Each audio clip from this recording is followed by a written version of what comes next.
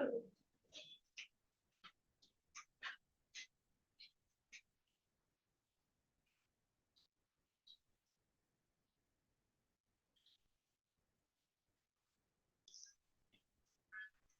good evening, everybody. I welcome you all to today's session. And in today's class, we will be discussing and covering in detail every probable question and every probable topic that has taken place under UNESCO's various programs in this past 1 year. All right. Okay. Now, because a lot of things have happened in UNESCO this year, so we are anticipating that you might end up getting one good full-fledged passage on UNESCO this year in your exam. All right. Now, incidentally, a lot of things have actually happened this year in UNESCO. And other than barring one program of UNESCO, that is intangible cultural heritage, under every single program of UNESCO, India has achieved something or the other this year. All right. So now, because a lot of things have happened, they might not give you one full-fledged 6 or 5 question passage on any one topic. They can mix up everything and give you a good 5-6 questions on one passage on UNESCO. All right. Okay. So in today's session, we will be talking about UNESCO as an organization. We will be talking about the parent body of UNESCO, that is ECOSOC.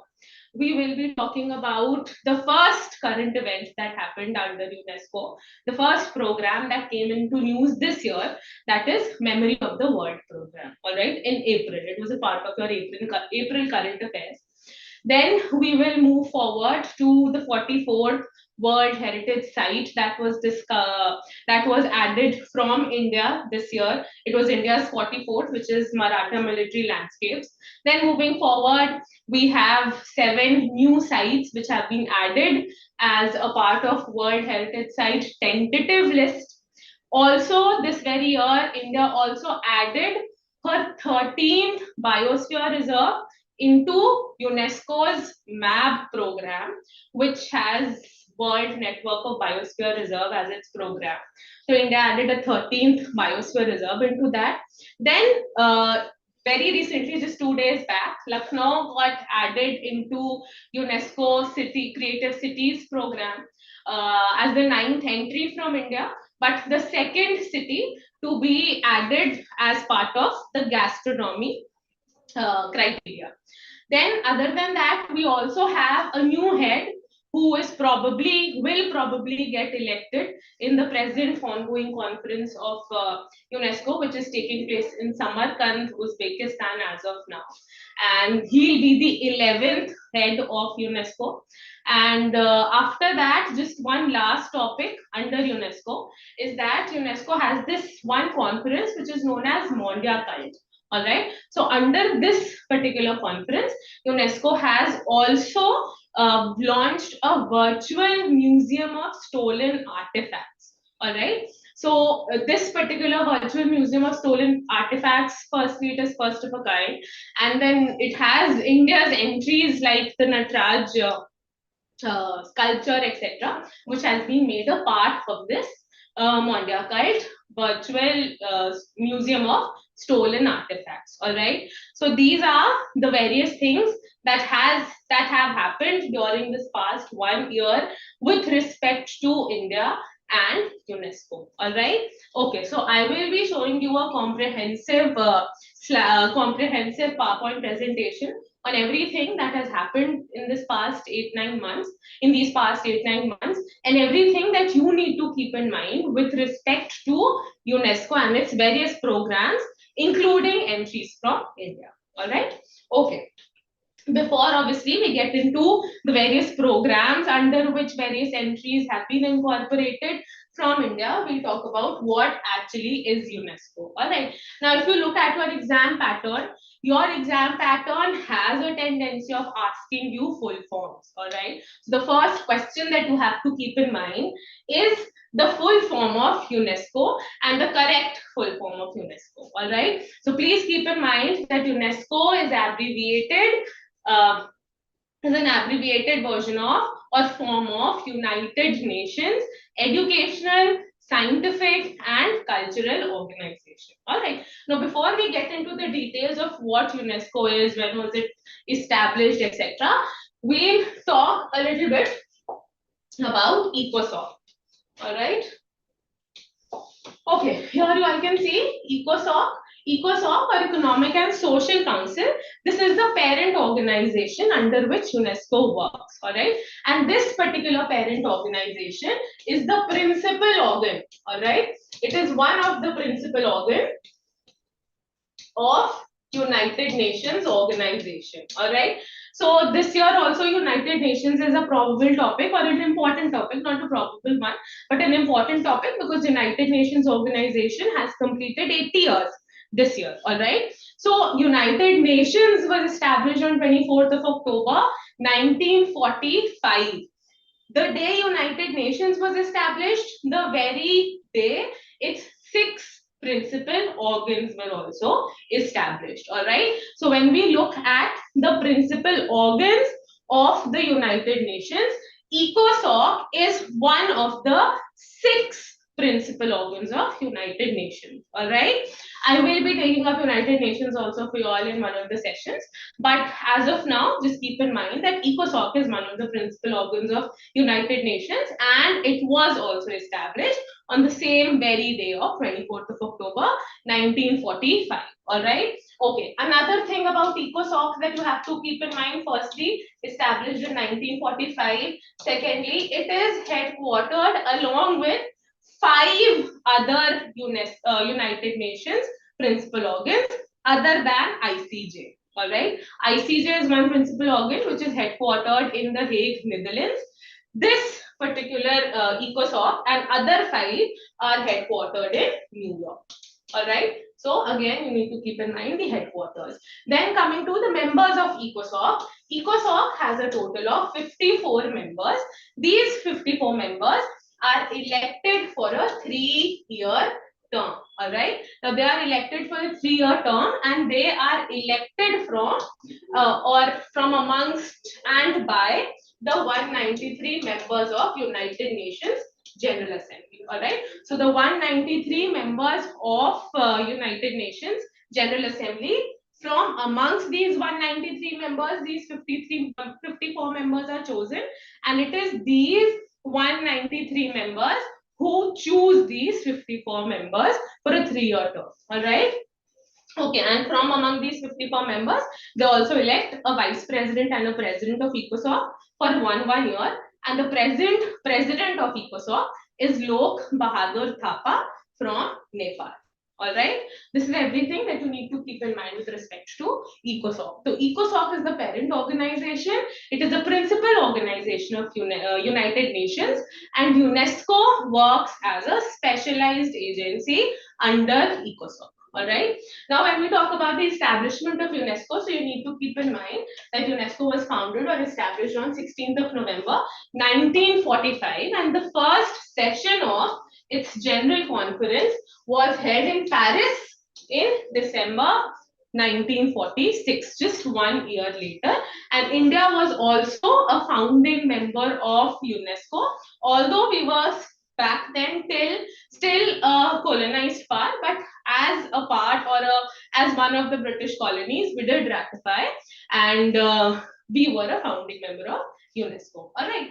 One more thing, that this year in the slides consecutively, we will be talking about the present ongoing General Conference of UNESCO. All right. So right now, the General Conference of UNESCO is taking place in Samarkand, Uzbekistan, and this is actually around after 40 years that a conference of UNESCO, General Conference of UNESCO, is taking place outside Paris. All right. So this is one thing that you may keep in mind. You may get one of the statements. All right. Okay. Then currently India is also a part of the executive board of UN's cultural and educational organization for a term of 2021 till 2025. Now, when we look at the members of UNESCO, you need to keep in mind as of now that there are 194 members of UNESCO and around 11-12 associate members. All right. So 194 fully ratified members, and right now UNESCO's 43rd General Conference is being held in Samarkand, Uzbekistan, and this is after 40 years that they've actually held a conference outside Paris. All right. Okay. Now, as of now, we have 194 members. Israel was also previously a member of UNESCO, and Israel withdrew in 2018. Right now, there are two member countries, USA and Nicaragua.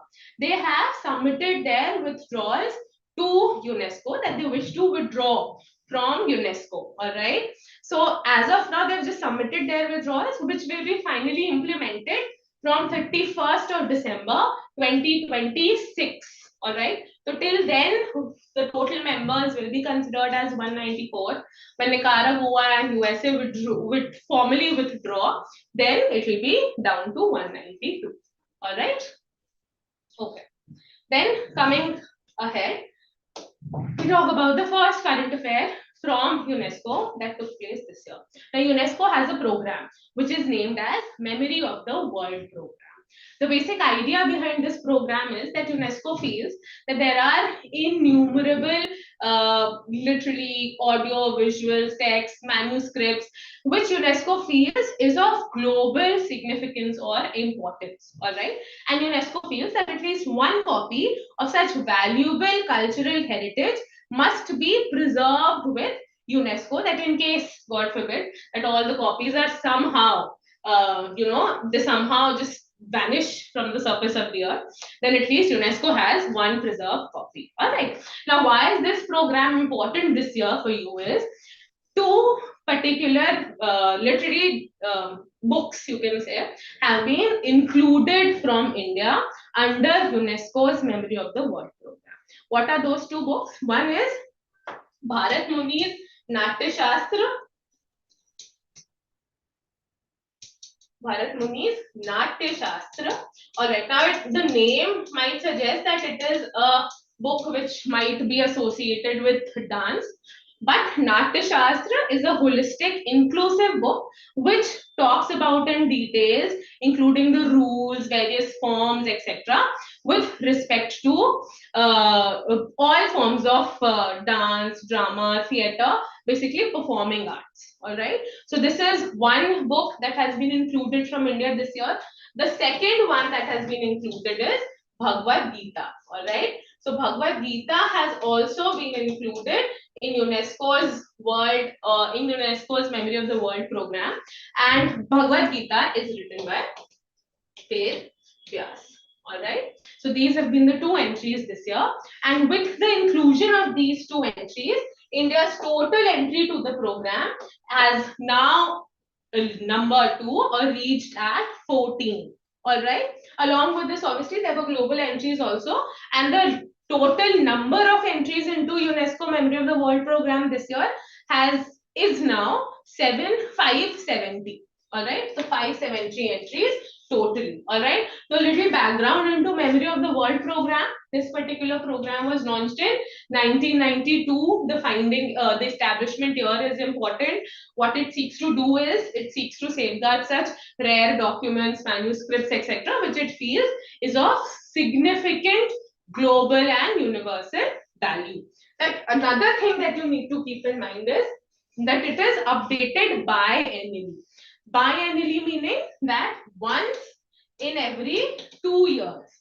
All right, once in every 2 years, meaning that the last updation took place in 2023, and now we've had one in 2025. The next one will take place in 2027. All right, so this took place last year. Now this year we have 2 more additions. So what are the 2 additions? You need to remember the names and the authors. Natya Shastra by Bharat Muni and Bhagavad Gita by Ved Vyas. With these inclusions, India's total entries now equal 14. All right. Achha, now out of these 14 entries, there are 2 entries that India has which are in collaboration with other countries. All right. So India has two joint submissions. Keep in mind the name of these two joint submissions. One is the Archives of the Non-Aligned Movement First Summit, which was in Belgrade 1961, and also the Dutch East India Company Archives. These two are India's joint submissions. Other than these, 12 are our individual submissions. All right. Now the total global entries are 570.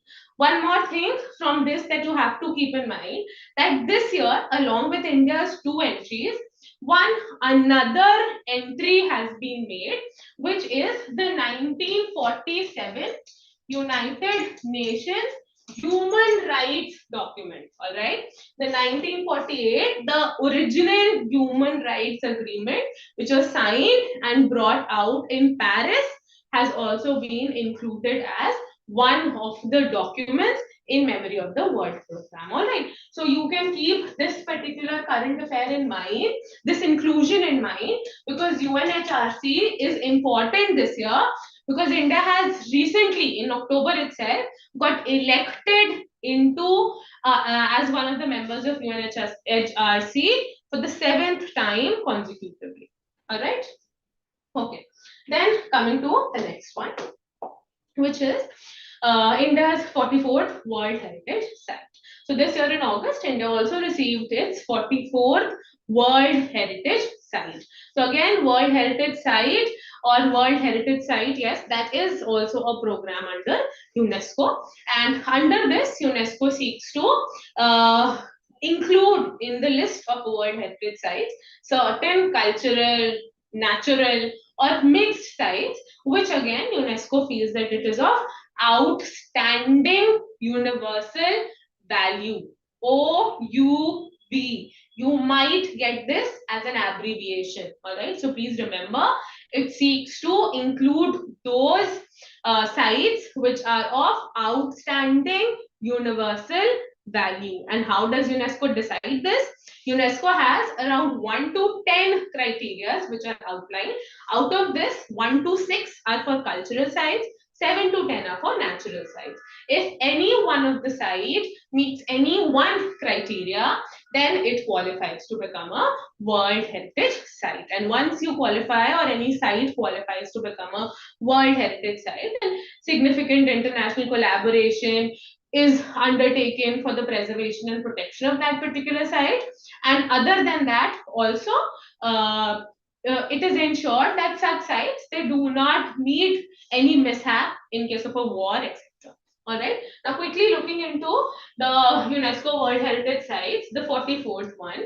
This year, this particular heritage site has been included, and this is actually an entire group of forts which were built during the 17th to 19th century by the Maratha warriors, and these are a total of 12 forts, out of which 11 forts are located in Maharashtra and one fort is located in Tamil Nadu. Now, naturally, you cannot remember all the names of the 11 forts, but the one that is located in Tamil Nadu, you must keep in mind. All right. So, Jinji Fort is one fort which is located in Tamil Nadu.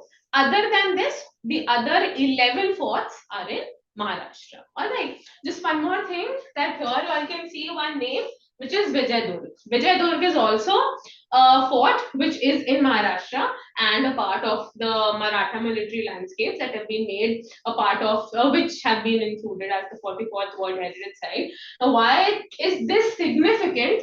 Is because recently on the National Army Day, all right, every year on 15th of January, we celebrate National Army Day. And why do we celebrate National Army Day? Is because on this particular day, the command, the reins of the Indian Army was transferred from a British commander-in-chief to an Indian commander-in-chief for the first time on 15th of January 1949. The then British, or the last British commander-in-chief for India was Francis Butcher, and the first Indian commander-in-chief of the Indian Army was K.M. Cariappa, who also later became the second Field Marshal of India. All right. Okay. So on 15th of January every year we observe National Army Day, and obviously we have these military celebrations to commemorate that particular day. Now the Indian Army has a total of 7 commands. All right. One of the Indian Army commands, which is the Eastern Command, which is located in Calcutta. It is built in Fort William. That command is known as Fort William, which is obviously naturally built by the Britishers.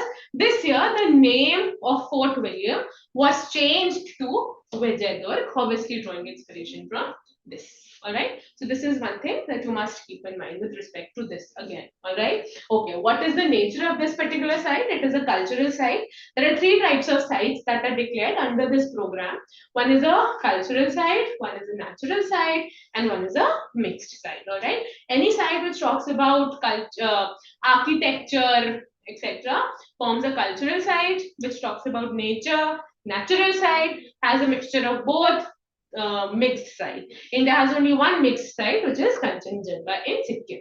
All right. Okay. So this particular 44th site was given recognition in the 47th session of World Heritage Committee, which was held in Paris in 2025. All right. Okay. So what is a UNESCO World Heritage Site? Again, please keep in mind OUV, any site which is recognized for its outstanding universal value. And when was this program incepted? The program was incepted in 1972. India has a total of 44 World Heritage Sites, and it ranks 6th globally, 2nd in Asia after China. Now the tentative list includes 69 sites because 7 new sites have been added this year in the tentative list also. All right. Okay. Then governing agencies. From India, it is Archaeological Survey of India. We'll now look at the process also after this. The process of how you actually end up becoming a part of the World Heritage Site list. The first nomination dossier is prepared in India or in that respective country. So in India, it is undertaken by the Archaeological Survey of India. All right. And right now, we did it in the first slide also, that India is a member of World Heritage Committee from 2021 to 2025. All right. Now, this particular program, established in 1942, objective is to recognize and conserve sites of outstanding values. It was the program formally began in 1798. It has a total of 1978 has a total of 10 criteria, 1 to 6 for cultural sites, 7 to 10 for natural sites. A site must meet only 1 to qualify as a World Heritage Site. All right. Okay. Agencies involved. UNESCO World Heritage Committee, it is the main decision-making body, the final decision-making body, which meets annually. This year it met in Paris, which was its 47th session. All right. Advisory bodies, ICOMOS, International Convention of Monuments and Sites. All right. So this particular body, now whenever any particular site is supposed to be included into the World Heritage Site, so the first step is a tentative list submission. All right. Now, for example, this year we had 7 new additions to the tentative list. So any country which feels that their number of sites or so and so sites have outstanding universal value, they can submit their nomination dossiers. All right. So this nomination dossier is known as tentative list submission to UNESCO. And in India, this is undertaken by Archaeological Survey of India. All right. So we submit this, which is prepared by Archaeological Survey of India. Now I told you all that there are basically 3 types of sites: cultural, natural, and mixed. All right. So it has to be verified. When UNESCO is satisfied, when the committee is satisfied that yes, the site is of outstanding universal value in terms of cultural site or in terms of natural site, then to do that, the verification or evaluation is undertaken by these two agencies. ICOMOS undertakes it in case the site is a cultural site, and IUCN undertakes it in case it is a natural site. All right. After evaluation verification, they may submit that report to the World Heritage Committee, and the World Heritage Committee, in its final annual meet, finally decide that which site must be declared as a World Heritage Site. All right. Okay. National Nodal Agency is Archaeological Survey of India, which submits the tentative list and the nomination dossiers. All right. India and UNESCO has a total of 44 sites, out of which 36 are cultural, 7 are natural, and 1 is mixed, which is Kanchenjunga Park in Sikkim. All right. Okay. Then coming to the next program, which is under the Man and Biosphere Reserve program of UNESCO, which also can be understood as World Network of Biosphere Reserve program. All right. Now, under this program, India got its 13th biosphere reserve, which is globally recognized as an ecologically sensitive biosphere reserve or ecologically sensitive region. All right. So that has been the coal desert in Himachal Pradesh. All right. Now, quickly looking into it, this year, this was India's 13th, and along with India's 13th one, 26 new sites were declared globally as a part of the World Network of Biosphere Reserve program, and this was undertaken in the fifth. This decision was undertaken in the 5th World Congress of Biosphere Reserves in Hangzhou in China. All right. So please keep in mind, for heritage sites, the 47th meet took place in Paris. For the 44th heritage site, for the 13th biosphere reserve, it took place in Hangzhou in China. All right. Okay. So this was India's 13th site, and this inclusion resulted in the total biosphere reserves globally recognized under MAP program to 784. All right. Remember the number 784. 784 is the correct number as found on UNESCO's official site. Please do not refer to any other sources. All right. Okay. This is India's first high altitude cold desert. You need to remember that it covers Peen Valley National Park. It covers Chandratal, Sarchu, and Kibber Wildlife Sanctuary. All right. So it covers these 4 regions. That is why it is a major biosphere reserve. All right. So biosphere reserve basically is a region which is ecologically sensitive, has a good ecosystem, which is well established in that region, but is suffering from significant threats, mostly from human activities. All right. Now, whenever a biosphere reserve is declared, this particular declaration is made only to provide better protection to this ecologically environmentally sensitive region. All right. So this better protection is facilitated through dividing that entire biosphere reserve into 3 zones. All right. So you need to keep in mind that under World Network of Biosphere Reserve program, any designated biosphere reserve, to facilitate better protection, it is divided into 3 zones. All right. Okay. What are these 3 zones? The innermost zone is your core. Outside that core, you have a transition zone, and beyond the transition zone, you have a buffer zone. All right. So these are the 3 zones.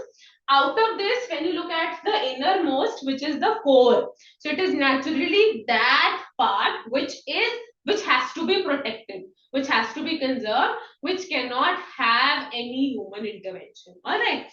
Beyond this, we have a transition zone and we have a buffer zone. Now, the buffer zone is the zone which acts like a connect between the actual ecologically sensitive region and the nearby human habited regions. All right. So the buffer zone can see significant human activities or any sort of activities.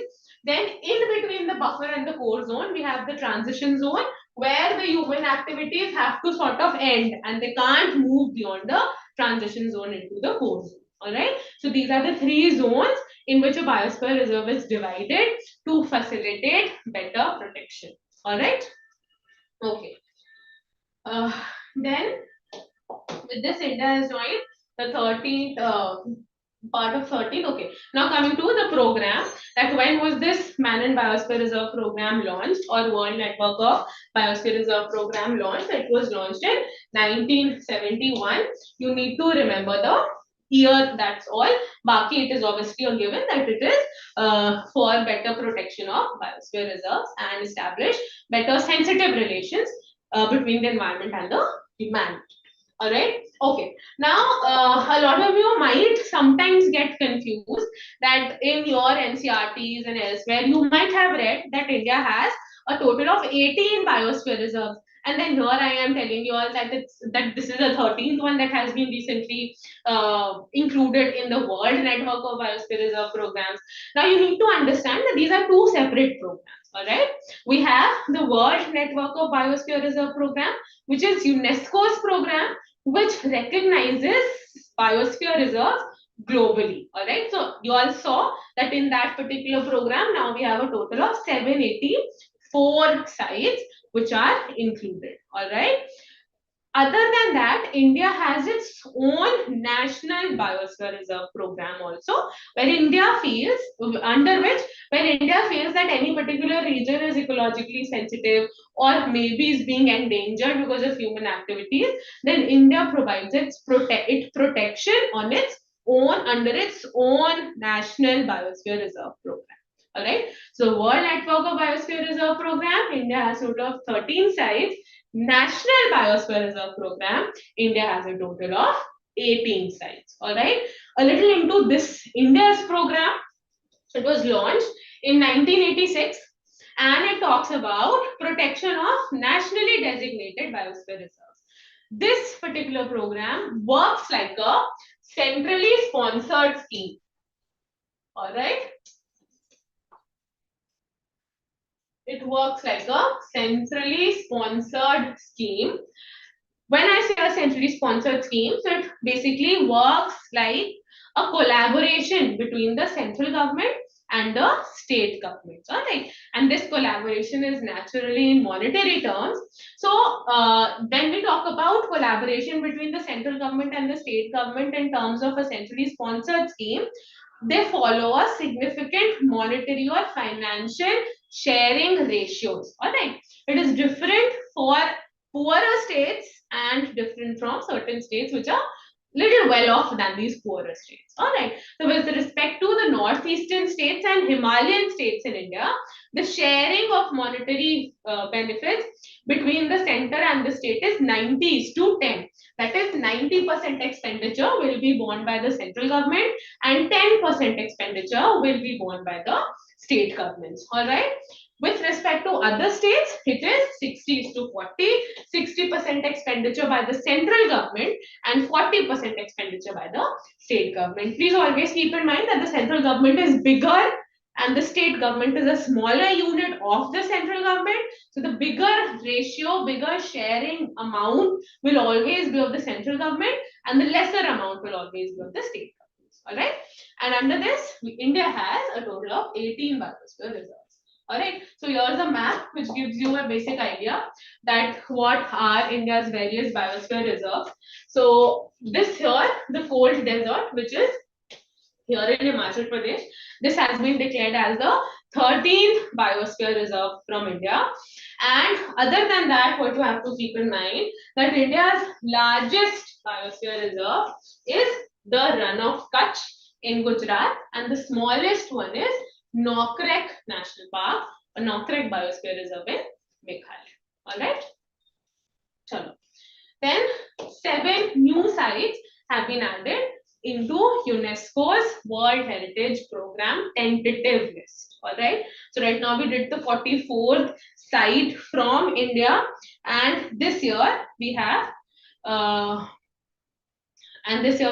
7 new sites from the tentative list also. 7 new sites as a part of the tentative list. All right. Okay.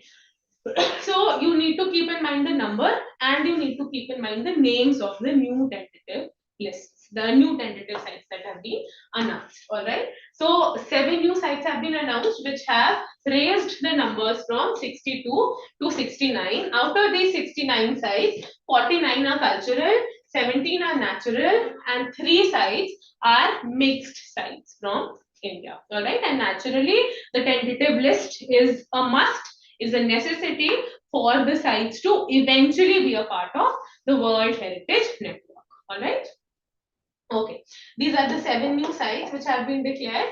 You can see the names here: the Deccan Traps in Panchgani and Mahabaleshwar in Maharashtra, the Geological Heritage of St. Mary's Island Cluster in Karnataka. The details are not so important, but you need to remember the names of them. All right. Meghalaya Age Caves in Meghalaya, Naga Hill Ophiolite in Nagaland, Eramarti de Balu in which are also known as the Red Sand Hills in Andhra Pradesh, Natural Heritage of Tirumala Hills in Andhra Pradesh. All right, and Varkala Cliffs in Kerala. These are the 7 new ones that have been included. Also, previously there was a meet of, I think, the National Committee only, where they have pressed that out of all the nominated or the tentative list sites, the government has pressed for inclusion of the Sarnath inscriptions and the Sarnath Ashokan remains and everything to be included or to be considered for the next World Heritage Site from India. All right. Sarnath inscriptions and everything is a part of India's tentative list as of now. All right. Okay. Now coming to the new director which has been chosen, which is in the process of being chosen for UNESCO. All right. Okay. So his name is Khalid Al Inani, and he's an Egyptian, and he was nominated to be elected as the next Director General of UNESCO on the 6th of October. And right now they are undertaking the meet in Samarkand. And in this particular meeting, they are going to vote for his election. And this voting is supposed to take place on the 6th of November. All right. So as of now, we have the Director General as Audrey Azoulay, whose term will, I think, end by mid-November, and she is the 10th Director General, and she will be succeeded by Khalid Al Inani as the 11th Director General. All right. Now, this particular appointment is significant because he is the first Arab to hold this particular position. All right. He's an Egyptian, and he's the first one to hold this particular position. All right. Right now, the 43rd meeting conference of the general conference is being held in Samarkand, Uzbekistan. The elections are set to take place on the 6th of November. All right. Okay. Once elected, he will succeed Audrey Azoulay, and this particular position of the Director General is for a 4-year term, which is renewable once, in the sense that he can get re-elected once again. All right, and so the term is going to begin from 2025 and will extend up till 2029. All right. Okay. Then a very recent addition, a very new one, just 2 days back, into UNESCO's Creative Cities Network. All right. So from India, under the UNESCO Creative Cities Network, UNESCO has a lot of categories like gastronomy, like music, like literature, etc. So in various categories, with inclusion of Lucknow, now India has 9 cities as part of UNESCO's Creative Cities Network. However, in the gastronomy criteria or the category, which relates to food and culture and cuisines, etc., Lucknow is the second city. All right, the first one in the gastronomy category was Hyderabad, and the second one is Lucknow. All right.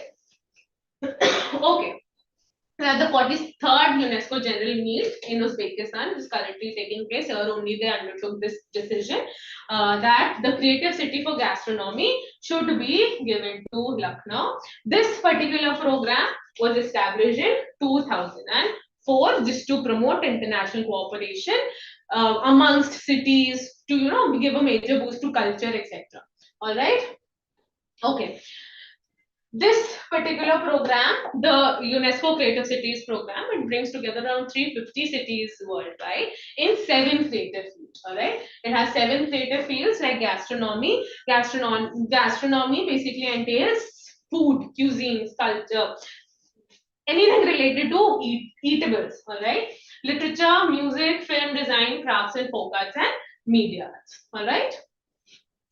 The other cities from India, Jaipur for crafts and folk arts in 2015, Varanasi for music in 2015, Chennai for music in 2017, Mumbai for film 2019, Hyderabad for gastronomy in 2019, Srinagar for crafts and folk arts 2021, Kozhikode for literature in 2023, Gwalior again for music in 2023, and Lucknow for gastronomy in 2025. So we have a total of 9 Indian cities recognized under UNESCO cities, creative cities network.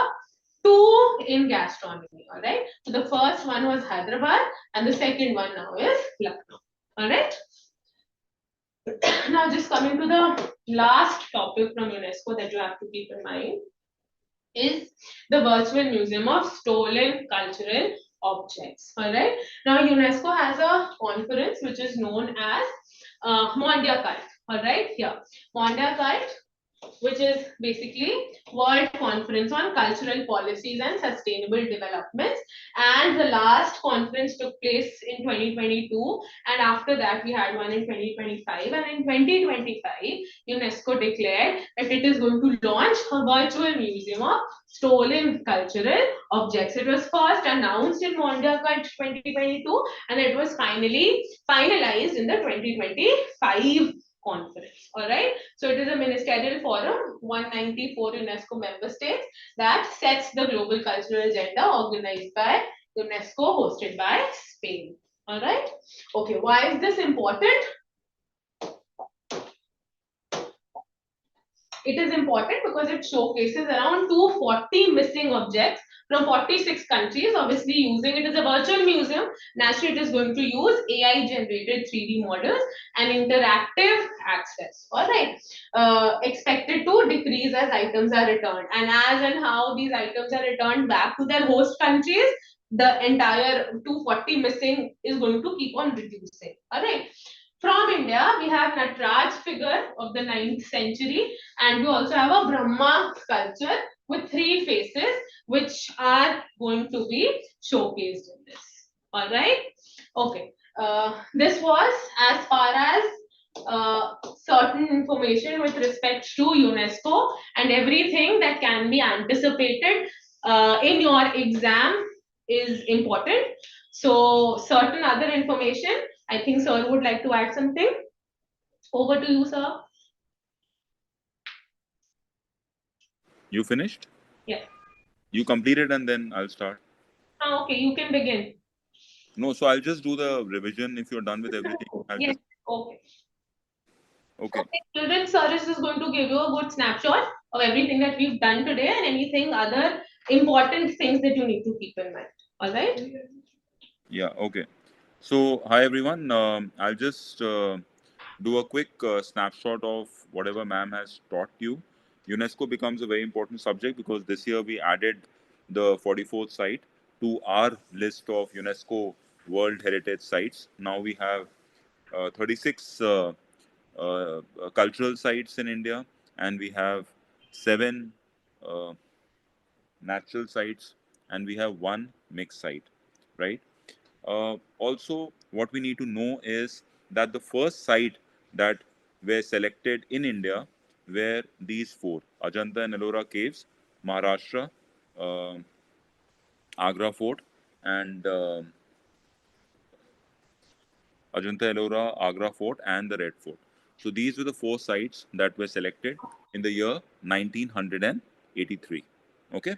Now, now the list has gone to 44. Also, we need to know that what was the 39th site, what was the 40th site, what was the 41st site, 42nd site, 43rd site. So the 40th site, the 39th site were the Ramappa temples in Telangana. The 40th site was Ran of Kutch, the Dholevira, right, which was part of the Indus Valley civilization. The 41st was Shanti Niketan, which is linked to Rabindranath Tagore's ancestral place. And then we have the 42nd site, which is the Hoysala temples in Karnataka. The 43rd site was last year the burial site of the Ahom kings and queens and the nobility. So the Ahom Moidams in Assam, and the place specifically is the 92 burial sites in Charedio. Charedio was the capital of the Ahom kingdom. So also you need to know that Maharashtra has got the highest number of UNESCO World Heritage Sites. Now it has 6, and if you look at the ones that are added, so if you take that as a block, then it becomes 7, right? So one of them is in Tamil Nadu, but yes, so Maharashtra now would have 7 sites. Okay. Uh, Now, what else we need to know here? We will also look at the chairman, the secretary, the director general of UNESCO. Ma'am has just mentioned that Mr. Khalid, who is from which country? He's from Egypt. He will be taking over as the UNESCO uh, head, and he has replaced Andre Ozele. Okay, he has replaced Andre Ozele. Ma'am has also mentioned about UNESCO reporting to one of the principal organs of UN, which is the Economic and the Social Council, which is based at New York. And now Economic and Social Council also has a new head, and his name is Bahadur Thapa. Right? He is from Nepal, and he has replaced Bob Ray. Okay, so this uh, also, ma'am has also mentioned to you about the tentative list, right? We have added 7 sites to the tentative list, uh, of the UNESCO World Heritage Sites in India, right? The country which has the maximum number of UNESCO World Heritage Sites is Italy. Italy has got um, Italy has got 60 sites. Okay, Italy has got 60 sites, and this is followed by Germany. This is followed by Germany. India comes at the 6th position with 44 sites. Okay, India comes at the 6th position. So what's important here is that Italy has got the maximum number of sites.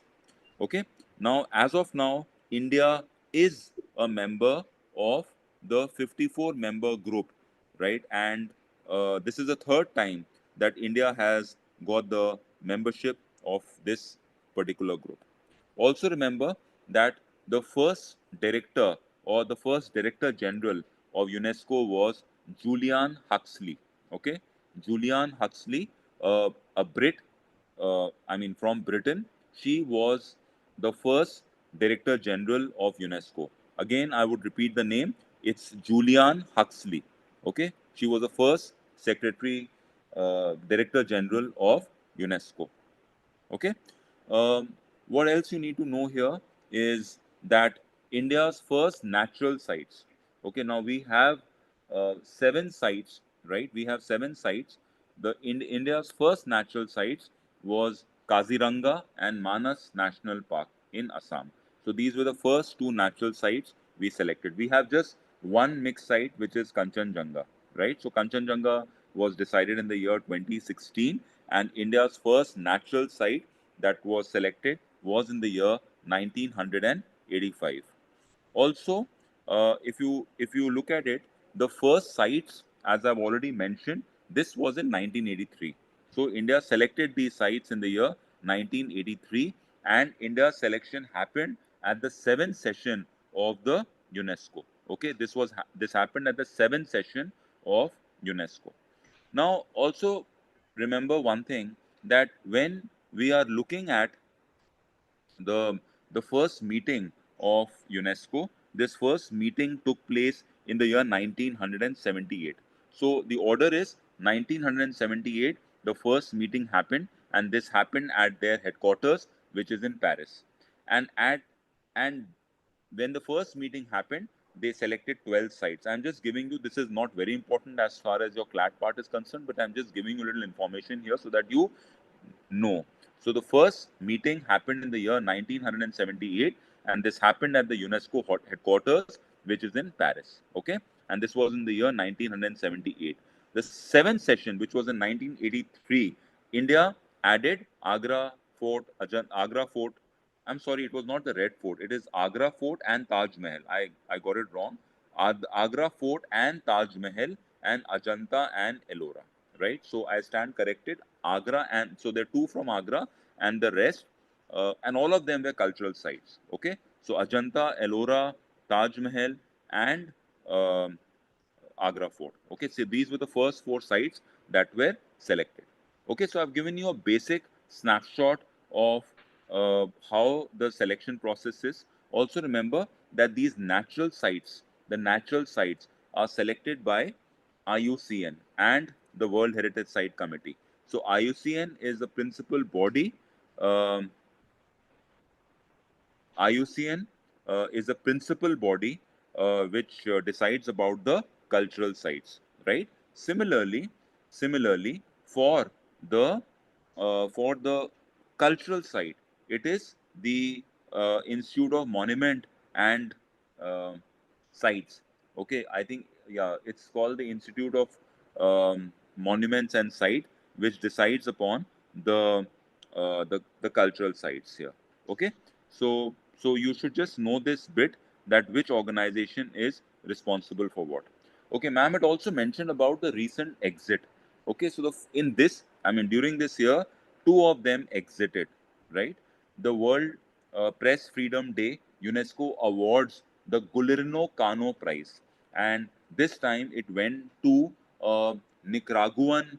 Um, uh, this time it went to um yeah, it went to Nicaraguan journalist, uh, your organization by the name of La Pranza. So Nicaragua has been under dictatorship, and that's the reason it was decided. That is why they wanted to exit, right? So the exit is a process, and by 31st Nicaragua. So the exit process will be by 31st December 2026. Similarly, USA, because of this America First thing and the anti-Israel bias, they exited later. Okay, they exited after this. So remember one thing: La Pranza, Nicaragua, right? 2007, Nicaragua has been under dictatorship, and they have been awarded for their fearless journalism, right? And after this happened, Nicaragua decided to exit. Okay, the other country which has recently exited is United States. Israel has already exited. Okay. Also remember that Palestine is part of UNESCO. So UNESCO has got 194 members. Okay. What else? Well, she has also mentioned to you about the Memory of the World Register program, and we added Natya Shastra and Bhagavad Gita this year, right? And as of now, we have such 14 such, I mean, uh, you know, 14 such um, items in the memory of the world register, right? And we've already mentioned to you about the map program. As far as the map program goes, we know that the 13th site that was added was the cold desert of this in Spiti Valley in Himachal Pradesh. So that's the 13th site, and the largest site, as ma'am already mentioned to you, is the uh, Gulf of Munnar, right? Do not confuse this with the Ran of Kutch region, because that is part of the 18 biosphere sites of India, and we will not they are not included in the map program here. Okay, they are not included in the map program here. So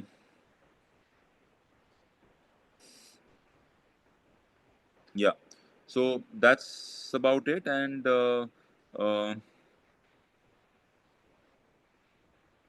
I think we've given you most of the pointers for this year, and I think this topic is now complete.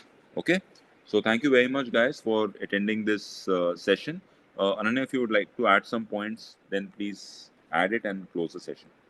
No, I think we've covered everything, children. This is everything that you need to keep in mind with respect to the firsts and the lasts and every current bit of it, the static bit of it. And please study and prepare your topic around all these pointers that we have shared for you all. I hope this session was fruitful. Please do give us a feedback, and we'll see you again next with another full-fledged comprehensive GK topic. Okay? Thank you, everyone. Thank you.